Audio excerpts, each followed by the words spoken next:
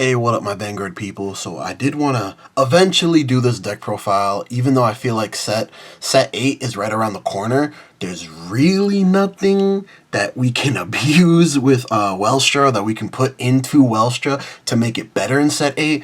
We pretty much gotta like just suck it up and wait till set 9 or set 10, whenever those two new support cards that just make the deck infinitely better come out. But this is kind of like what I came up with for now, and I thought it was like a really cool idea, and I am gonna go over certain combos. But first off, let's start with the what can I say, the BLITZ engine, I guess, since it's like that's the name of the company, BLITZ. So 3 Persona. You really need to max out on this because it's very important that you do Persona Ride at least one time, because that's the only way you can get the grade 3 order into the order zone. You can't just hard play it from hand. It has like the grade 2 order has to basically, like if you play Yu-Gi-Oh, it has to special summon it to be able to so you can actually use it, because the grade 3 order effect says you can't cast it from hand. But right now this is we're running like a real like I think the not the smallest product engine, but like an extremely small product engine. We're only running three of regular WELSTRA and then 3 Hanflo. What Hanflo does is it has an on-place ability that it's Counter Blast 1, Soul Blast 1, and if you didn't operate a product this turn, operate a product, and then its secondary ability is during your turn, if you operated this turn, it gets 5k. And it's an 8k grade 2, but it's swinging for 13, so that doesn't matter. And generally, your opponent's Vanguard is going to be either 8 or 3. So that's the general game plan. And then we're running 2 of the grade 3 product, 2 grade 3 product, 2 of the grade 2 product, and 2 of the grade 1 product. The reason that we're running these is because we don't want to like, they are like potential bricks in your deck. Hold on, let me. So they are like potential bricks in your deck, and they can be dead in your hand sometimes. But we are running no, not that one. This one. We are running 2 copies of each, just so that, you know, just for consistency purposes. And I really do like the idea of like just having multiple of the grade 2 in the order zone, so that when you do ride up to 3, you have access to 2 of these, and you could like more often than not, like the most that you can activate a product is twice. Because you're going to use Hanflo, because these are your only 2 ways of activating products. You're going to use Hanflo, or you're going to use your Vanguard's ability when it swings. But you could proc this twice, and you could proc the grade 2 twice, which I thought was like really neat and cool. So that is why I did include 2 of each. The only reason I'm running 2 of the grade 1 and not 1, you can be braver than me and run 1 of the grade 1. But if you're going first and you damage it, it is a very, like, feels bad. Like, you can potentially just guard so that you don't damage it, but there are certain combos, like, on turn 2 that you actually do want the damage. Like, the grade 2, it's like Soul Blast 1, you can operate a product. And, like, so you could operate with Hanflo, retire something, operate with the grade 2, retire something. So I just think, like personally, that's the only reason for consistency purposes we are running 2 of each. They are, and they can become bricks in your hand, but you know, you just kind of like have to suck it up and just live with it. So that's it for the, I guess, like the Blitz engine. It is, what is this, like 13 card Blitz engine. And for the rest of the deck, it is more or less just like generic good stuff. So we're running 4 copies of Howling Moonlit Night. The only reason that we are running 4 copies of Howling Moonlit Night in this deck is because more often than not, the way you get your products into your order zone is off of abilities. So if you like off your ride line to get the grade 1, to get the grade 2, so you could still play an order on that turn, and more often than not, you want to play Howling Moonlit Night over like a second copy of the grade 1, or the grade 2, those kind of just become like PG fodder or like ditch fodder if you do draw into extras and you don't end up needing them. But we're playing this because this is essentially like, again, another Yu-Gi-Oh reference. If you played Yu-Gi-Oh, this is Upstart Goblin, except you're not giving your opponent 1,000 life points. So that is why we are running 4 copies of it, just for like the free like cycle draw that we do get off of it. Help us find our WELSTRAs, help us find our combo pieces, because this is more or less like a combo deck. There isn't like that many extravagant combos, but there are some really cool stuff that you can do with this deck. And then more into like the generic engine of the deck, we are playing 4 copies of Combine Rusher. Now, this is a very good 2-card combo on your grade 2 turn. You ditch this to ride. You search your you search for your grade 1 order, either from your hand or your deck. You play Howling, and then you get this off of Howling. You gotta draw 1, and then you got a +1 to board for like a Soul Blast and a Counter Blast, which is like awesome. So that's why we are playing 4 copies of it.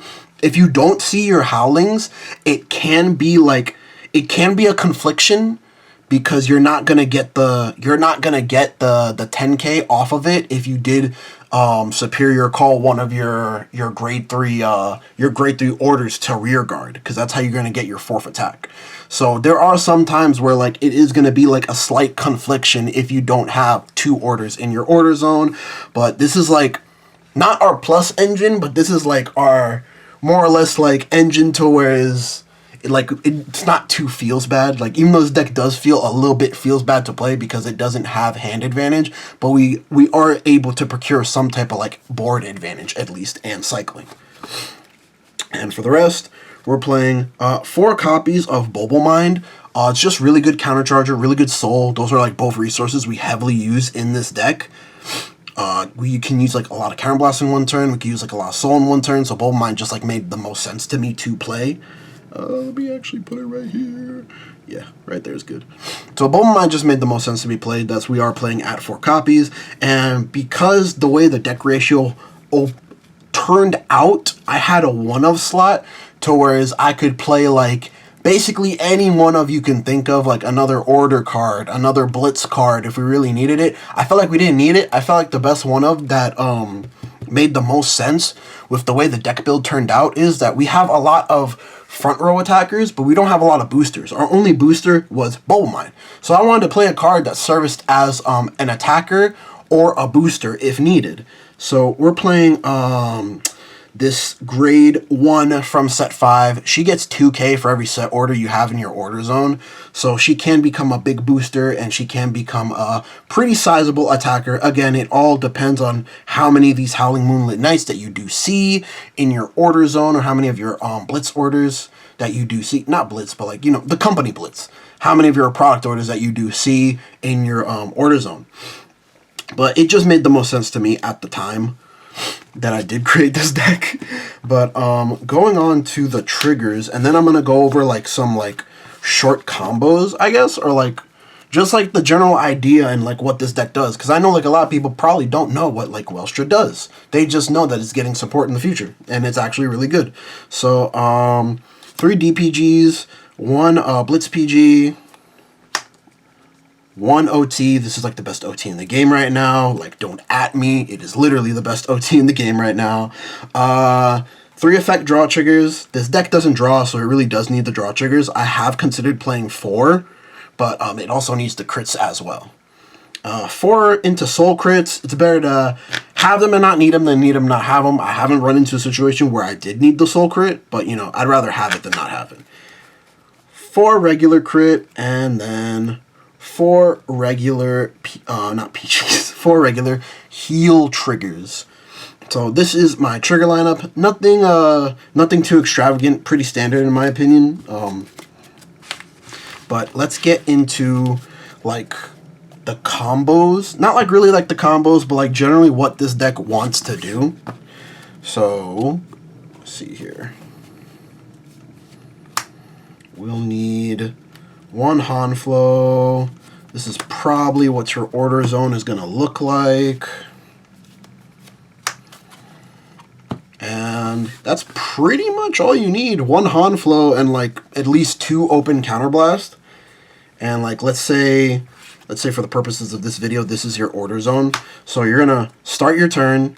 You're gonna Persona Ride, because you know this is turn 4 and this deck does require Persona Ride. So let's just say we're that good and we do have Persona Ride by turn 4, because we do quite a bit of deck thinning, quite a bit of cycling, so it's not necessarily impossible. So we Persona Ride. Okay, now we will get. So let's say we have this. We'll retire this to get this one. So necessarily we don't need 2 orders in the order zone, but let's say we had 2 of the grade 2 order, so we are able to deck thin out both of them. So let's say this is our lineup right now. Yeah. Let's say this is our lineup. This makes the most sense. So the first thing you would do is you would call Hanflo, activate Hanflo's ability. Hold on, let me get some counterblast.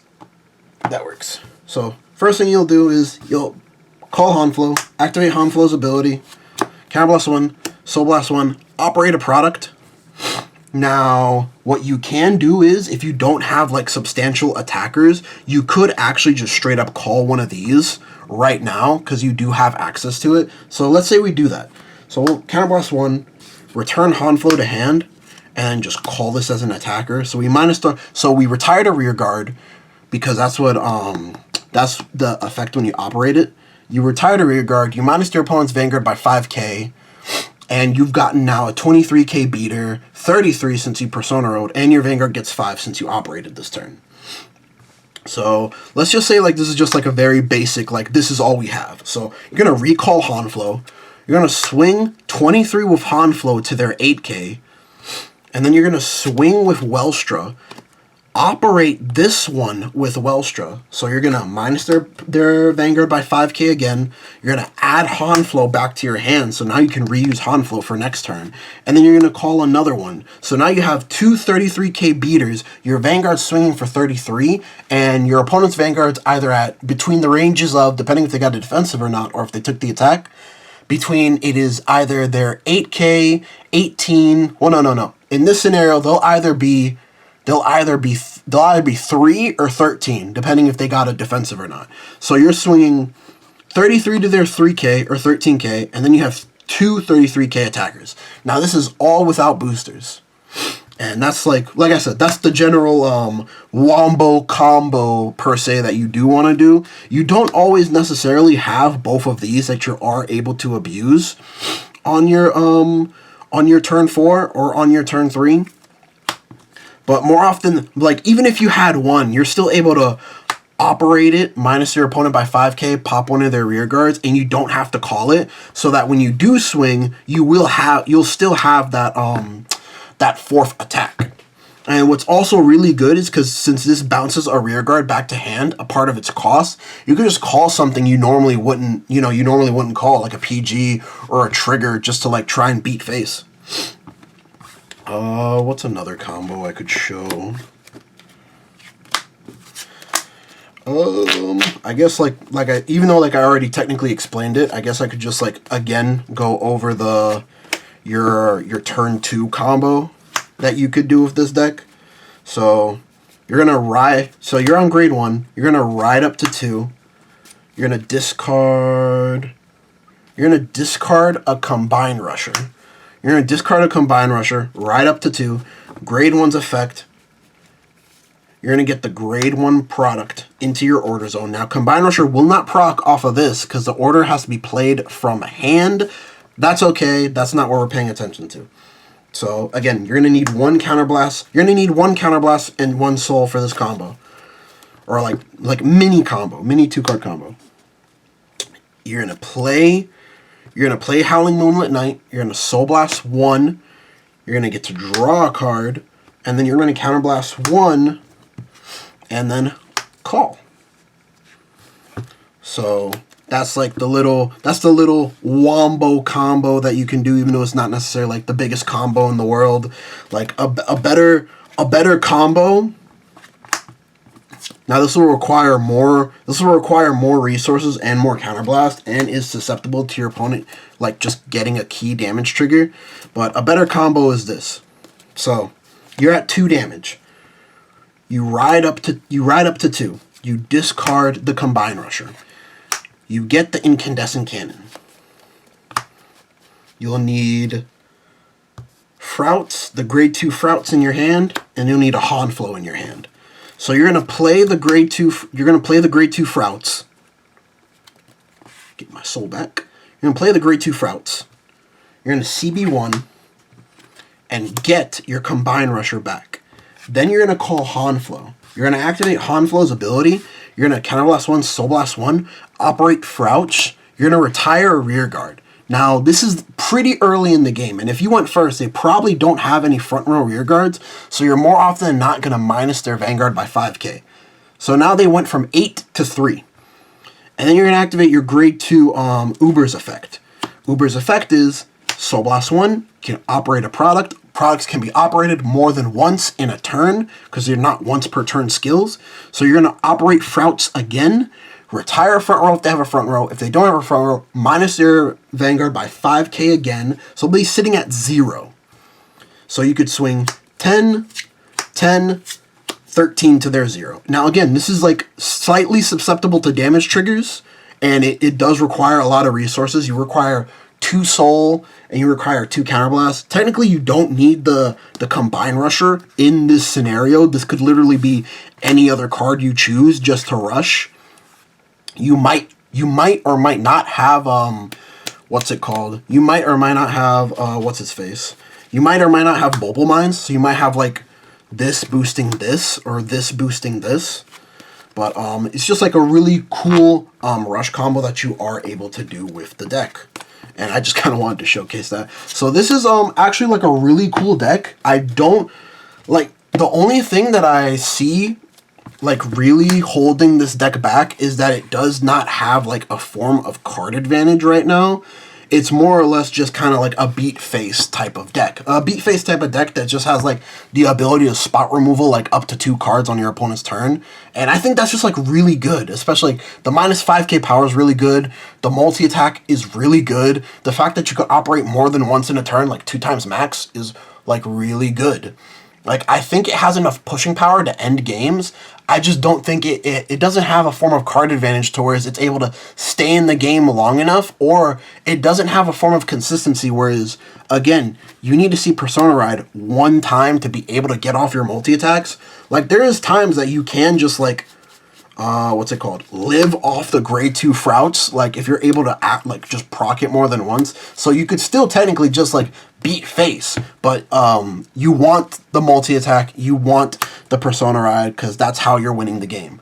The way this deck is set up is it really just wants to beat... I don't think it can win the game, like, unless, like, it was just, like, insane in the early. I don't think it wins the game on turn 4. I think turn 4 is more of just, like, a setup/pressure turn. More often than not, this deck wins the game on turn 5, turn 6, if it was able to survive long enough to turn 6, but to turn 5 to turn 6 is when this deck wins the game, and that's just like a little bit too slow, considering it doesn't have defensive capabilities right now to be able to survive like what this format is, because this format's just like a very aggressive format, in my opinion. Like, the game usually ends by turn 4, or like, you know, turn 5.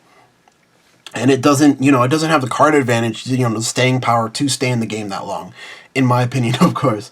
But don't forget to like, comment, subscribe. Let me know how you like the video. I will be posting up, you know, more different types of videos in the future. I do have like kind of like a video idea of like how to pick a deck, or like I'm gonna go over my thought process on how to pick a deck. And I did want to go over basic deck building concepts for just like geared towards generally like newer players, or like if you're a veteran player, or, you know, this might just be something that you didn't think of and it could help you in your deck building process in the future. But anyways, bye guys.